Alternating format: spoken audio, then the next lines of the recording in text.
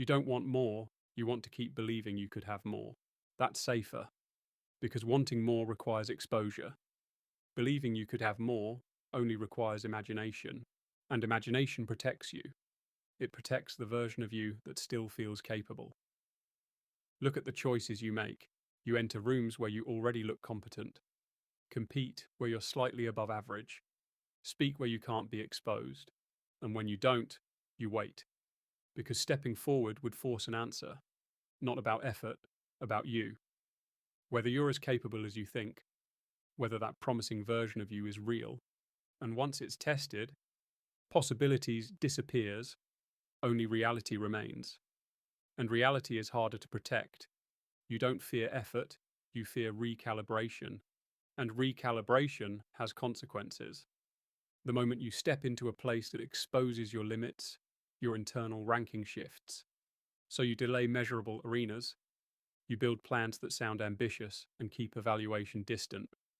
Because as long as your ceiling isn't tested, it stays imaginary. And imaginary ceilings are always high.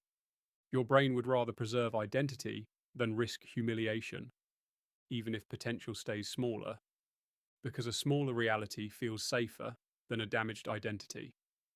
Over time, something shifts. You build confidence around what's untested.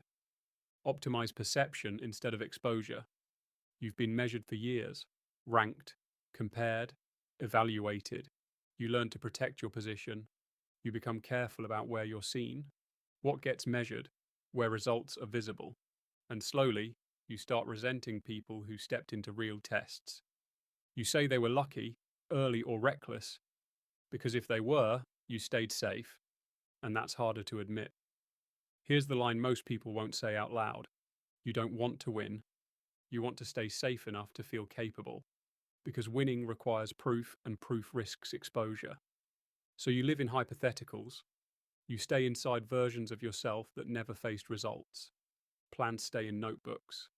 Ideas stay in conversations. Intentions stay in the future.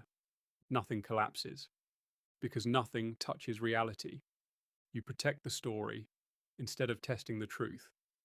And the longer that story survives, the more you start to live inside it, because waiting raises the cost of exposure.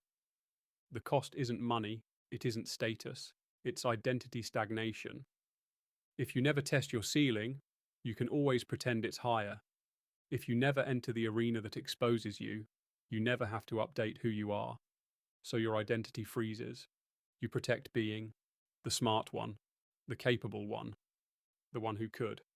You guard that title carefully, even if it costs expansion, because losing a flattering identity feels worse than losing opportunity. Opportunity is external, identity is internal, and the longer that identity survives, the more fragile it gets, because it depends on never being tested. So the question isn't whether you want more, it's whether you're willing to lose the version of yourself that feels impressive at your current level. Growth doesn't just demand effort, it demands that you risk finding out where you actually stand. And most people would rather protect their reflection than discover their limits. That's the trade. You choose it every time. You stay where you already look strong.